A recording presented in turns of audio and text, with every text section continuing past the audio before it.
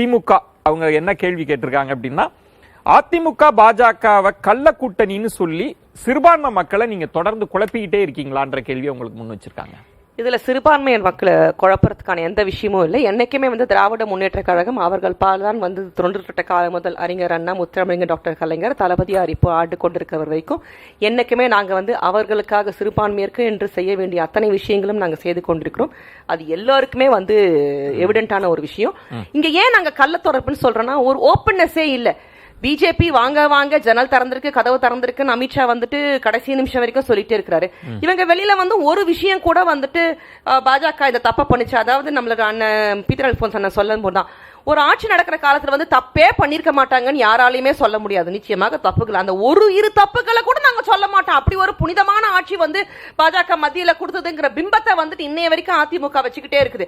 அதனாலதான் சொல்றோம், கள்ள தொடர்பு அவங்க வச்சுக்கிட்டே இருக்கிறாங்க. ஆஃப்டர் எலெக்ஷன்ஸ் இவங்க கண்டிப்பாக சேருவாங்கன்றத நாங்க அப்பப்ப சொல்லிக்கொண்டே இருக்கிறோம். குரலார், உங்கள் கேள்விக்கு முன்பாக இதற்கான பதிலையும் சுருக்கமா சொன்னா உங்களுக்கான கேள்வியை கேட்டுருவேன். அதாவது ஒன்றை தெளிவாக தெரிந்து கொள்ள வேண்டும். என்னன்னா, திராவிட முன்னேற்ற கழகம் எப்படி கடந்த காலத்தில் நடந்து கொண்டது என்று.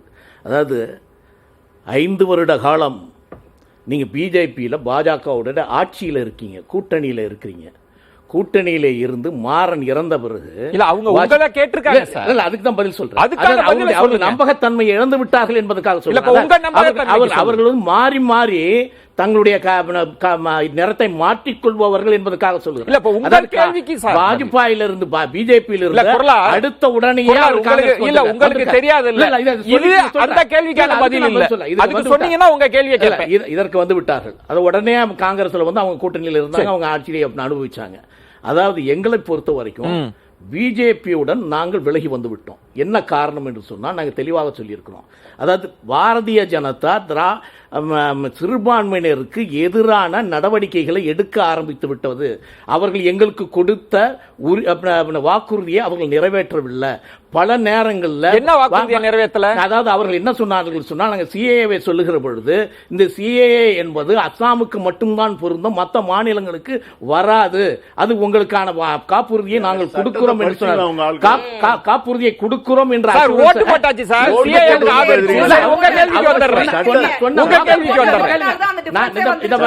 சொன்னதுக்கு அப்புறம் நீங்க பதில் சொல்லுங்க.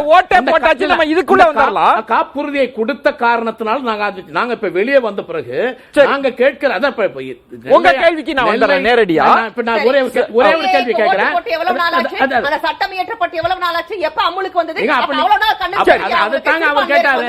என்ஐஏல நீங்க கையெழுத்து போட்டு நீங்க அவங்க கூட இருக்கீங்க அப்படின்னா நீங்க உங்களுக்கு என்ன கேள்வி? மக்கள் என்ன கேட்டிருக்காங்கன்னா, இப்போ ஒருத்தர் என்ன, ஸ்டாலினை விட உதயநிதி ஸ்டாலினையே அதிகமா திரு எடப்பாடி பழனிசாமி விமர்சிக்கிறார். முதல்ல நீங்க பிஜேபி விமர்சிப்பதெல்லாம் விட்டு பண்றீங்களா இல்ல? திமுகவுல கூட உதயநிதி ஸ்டாலினை தான் அதிகமா விமர்சிக்கிறாரு, என்ன காரணம்னு கேட்கிறாரு. என்னன்னா, உதயநிதிக்கு உண்மையில அவருக்கு அந்த அரசியல் அறிவு எவ்வளவு தூரத்தில் இருக்கிறது என்பது எங்களுக்கே சந்தேகத்தான் இருக்கிறது. என்னன்னா, எதை பேச வேண்டும், எதை பேச வேண்டும், அந்த முதிர்ச்சி, அரசியல் அறிவு என்பதை விட அரசியல் முதிர்ச்சி அவரிடம் இல்லை என்பதை நாங்கள் தெளிவாக, அதனால மக்களிட்ட அதை நாங்கள் தெளிவாக சொல்ல வேண்டும் என்பதற்கு என்ன, அதுக்கு ஒரே ஒரு உதாரணம் சொல்லுகிறோம். என்னன்னா, உதயநிதி கடந்த சட்டமன்ற தேர்தலில் அவர் பிரச்சாரம் செய்கிற பொழுது என்ன சொன்னாரு? நீங்க எல்லாரும் உடனே இப்பொழுதே ஓடுங்க, கொண்டு போய் உங்க நகைக்கடையை வைங்க, நகைக்கடையை வைத்த உடனே அதை நீங்க மீட்டுக் கொள்ளலாம், நாங்க ஆட்சிக்கு வந்த உடனே அத்தனையும் தள்ளுபடி செய்வோம் என்று சொன்னார்கள். இவர்களை நம்பி ஏறக்குறைய 2.5 லட்சம் மக்கள் நகைக்கடனை வைத்தார்கள். ஆனா அந்த நகைக்கடனை இவர்கள் எவ்வளவு தள்ளுபடி பரப்புறுதியில பொய்யை சொல்லி மக்களை ஏமாற்றி அவர்களுக்கு நஷ்டத்தை ஏற்படுத்தி ஏறக்குறைய 2.5 லட்சம் மக்கள் நகைக்கடனை அடமானம் வச்சாங்க. இன்னைக்கு அவர்கள் 50,000 மட்டும் தான், 1.5 லட்சம் மக்கள் ஏமாற்றப்பட்டார்கள். உதயநிதியை அவர் கொடுத்த வாக்குறுதியை வச்சு டார்கெட் பண்றாங்க, அவ்வளவுதான். 2.5 வருஷ காலம் இருக்கா? எங்களுக்கு 2.5 வருஷம் இருக்குல்ல ஆட்சி. நாங்க தானே கவர்மெண்ட்ல இருக்கிறோம். நாங்க சொன்ன அத்தனை விஷயத்தையும் செய்வோம்.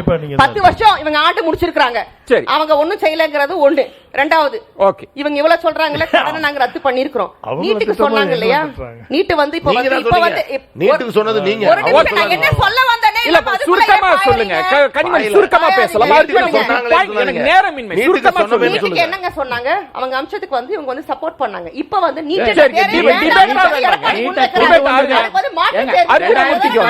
நீட் நோட்டிபிகேஷன்ல கையெழுத்து போட்டது உங்க அமைச்சர்